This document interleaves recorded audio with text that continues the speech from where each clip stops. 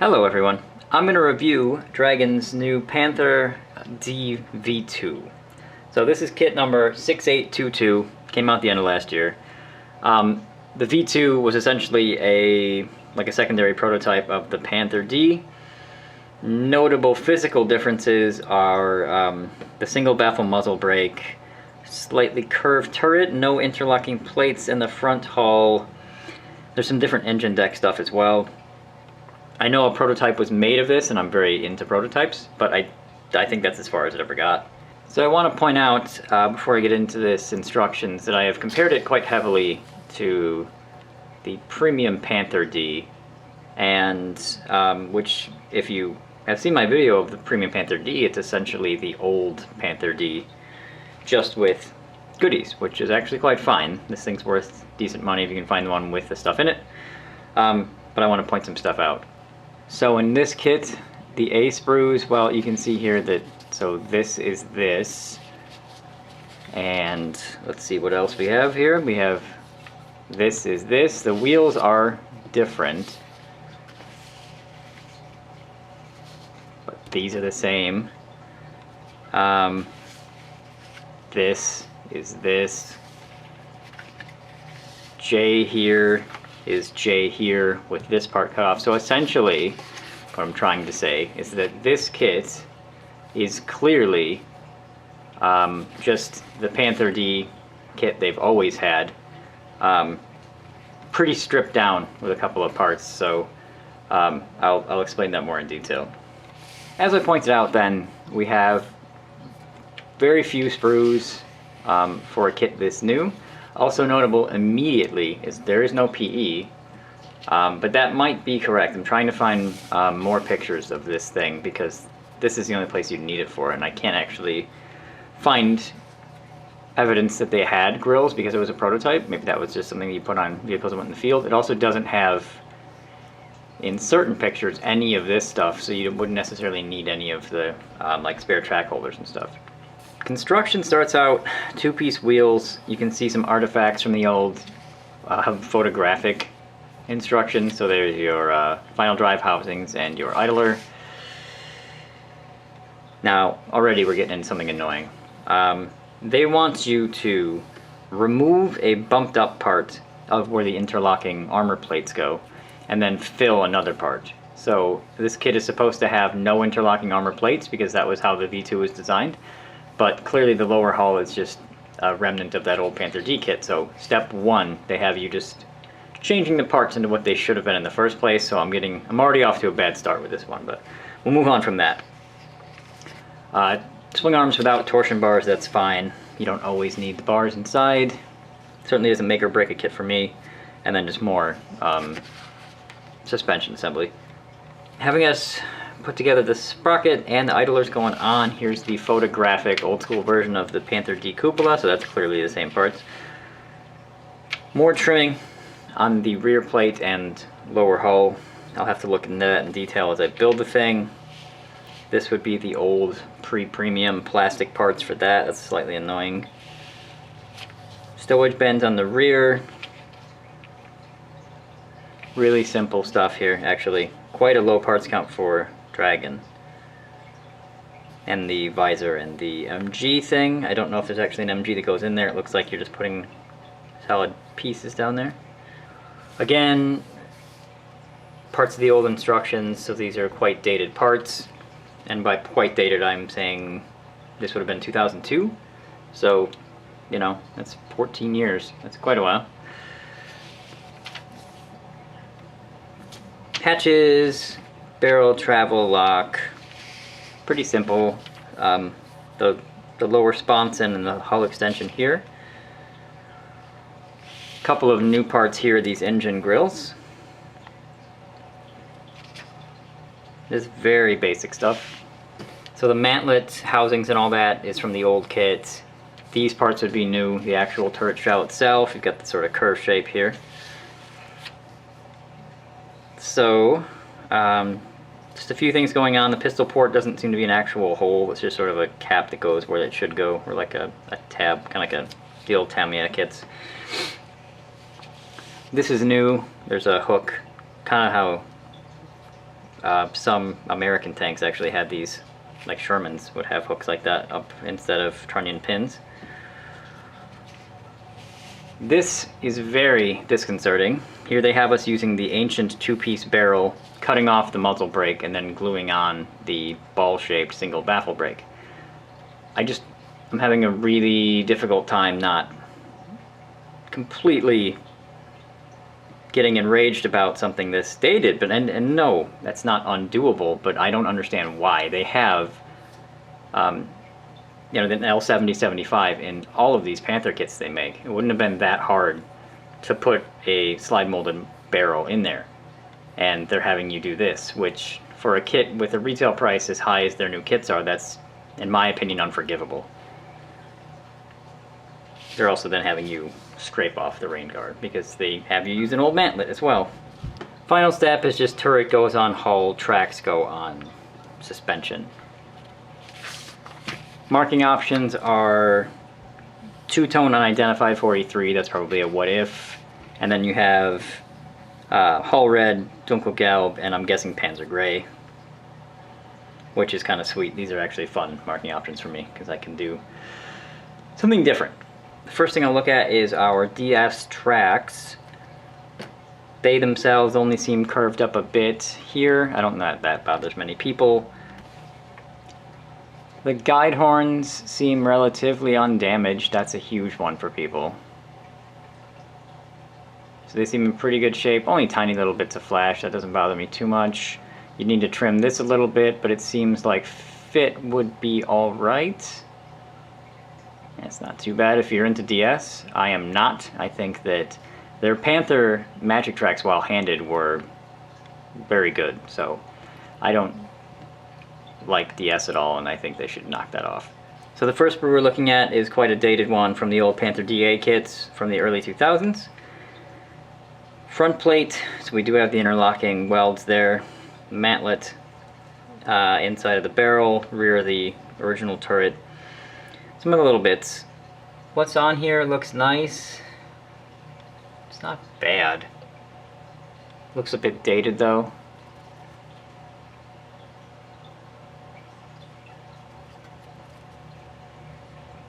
Seems okay.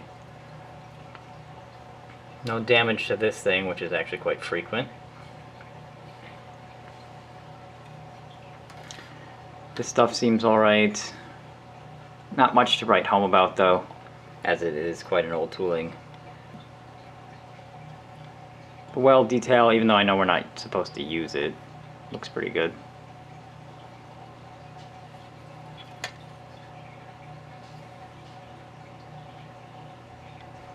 This root is also a bit older.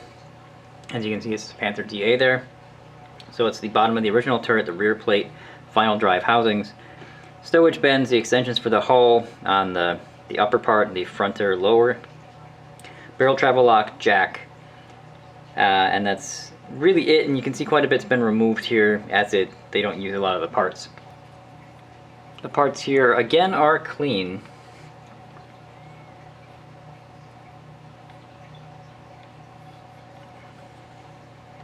Nothing's damaged.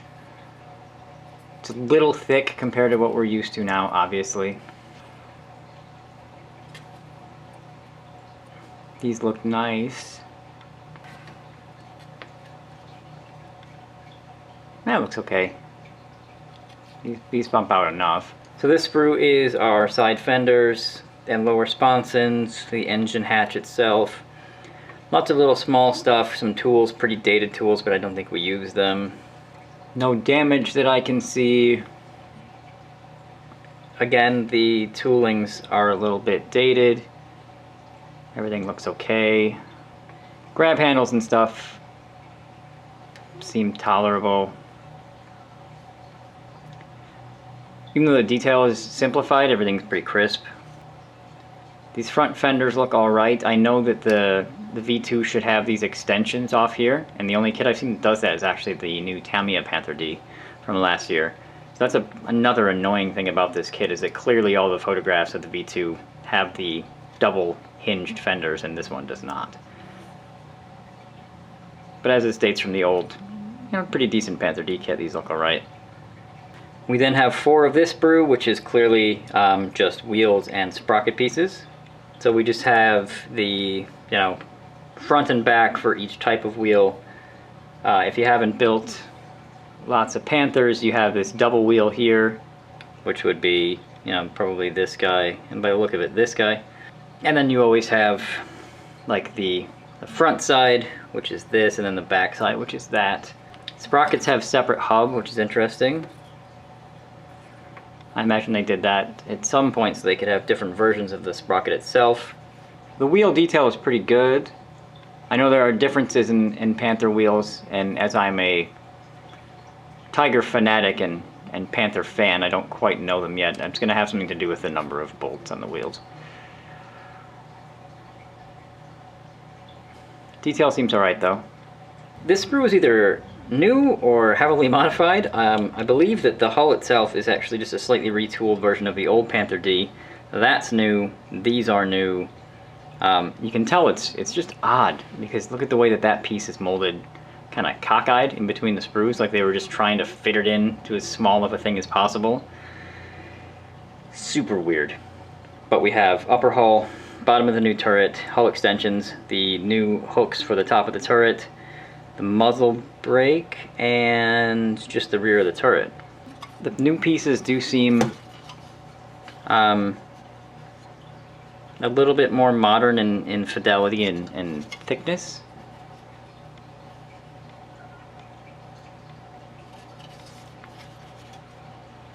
There's the front of the proper V2 hull. There you can see the lack of interlocking armor plates, which is a very famous Panther and just most German armor kind of thing. It's just not there. Rest of the upper hull seems alright. A little bit of flash on there. Yeah. Nothing too bad. They're still doing the notches in the turret. I figure if you're going to retool it, why not just knock those out? This looks mostly just like the old Panther D stuff, and I think you just put those new Vortex style intakes over that.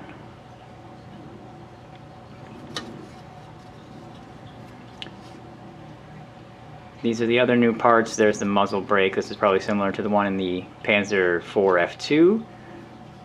These little guys here. No texture on this hull though. It's weird. This is super shiny, but this has like a moderate rolled steel to it, like a diffused, micro surface to it. This is super shiny. So if that's supposed to glue onto here, that's going to show up. Very strange. No teeth in the inside of the turret ring either. This little guy is another older one. Mantlet parts for the cupola, the barrel cleaning rod tube, some more other parts, things we won't be using, smoke launchers as well. Smoke launchers are a good thickness. Dragon's really good at doing that in plastic. Cupola seems a bit dated the way it goes together, but I've seen it built up. It's actually pretty nice. These are in 2 halves. Not a huge fan of that, but it's a hard piece to do in one solid molding. And then this mantlet does have a nice texture to it, but they've been using it for almost 15 years, so I'm pretty sure everybody's familiar with what the old DML Panther mantlet looks like. There's the texture. It's not bad. They want you to remove that rain guard there. Then we have 2 of this sprue. You can see that it has half the gun with the muzzle brake for the traditional Panther, which we would have to cut off, which is the part of the kit that I'm most annoyed with. Idler parts, the sprocket, the exhaust, the tow hooks, the lights, the air intakes, the spare track hangers, lots of important Panther parts here. All the parts look alright for when they were made. These look a little bit, thick from that side, but they look okay from this side. There's their sprocket, idler detail. We then have 2 of this sprue. This is our swing arms, bump stops, and a few other smaller parts. Swing arms seem okay. They didn't use the torsion bars like they did in their G kits, but again, this is an updated kit from 2002, so it's going to have slightly less modern stuff on it. Then we have 2 of this sprue. You can tell just by the weight and the thickness of the plastic that this is a modern sprue, so this is new.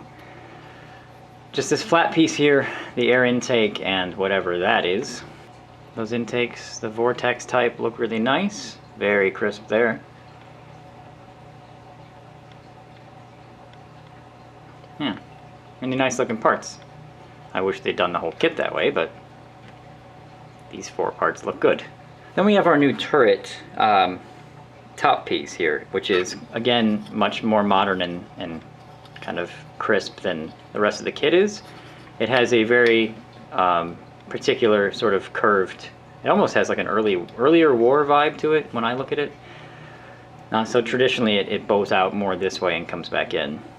There is our original Panther turret. You can see that the angle here is farther up and it just has a more round shape, whereas this one has like a sharper tight bevel. So this piece looks pretty good. This pistol port, if it is a pistol port, should be an actual hole. Well, it actually is a tiny little hole. That's good. I still don't care for this sort of notch style thing though, because this is, I believe, a big door on a D. And it's just like a false thing. Welds up here, really nice. Yeah, that's very well made. The parts of this kit that are modern dragon stuff are pretty impressive. There's just not enough of them. These welds on the interlocking plates look a little bland though. There's not a lot of texture in there. It just looks like grooves. Here's our hull tub. Now this is a standard Panther D hull tub from Dragon. It has the older style where the sprockets go here. And here's what I was talking about in the beginning. Now the V2 should have no interlocking plates here because, as you saw earlier on the top plate, they just come to a perfectly sharp thing. Maybe that was part of the design of why they were going to do the V2. So what Dragon wants you to do is remove this raised area here and then fill this in and sand it smooth. Again, that's one of those, I can't excuse that. I think that if you're going to use an old hull tub like this, you need to retool it. Don't make the guys building it fix what you didn't feel like fixing if you're going to charge what you're charging. I think that is unforgivable.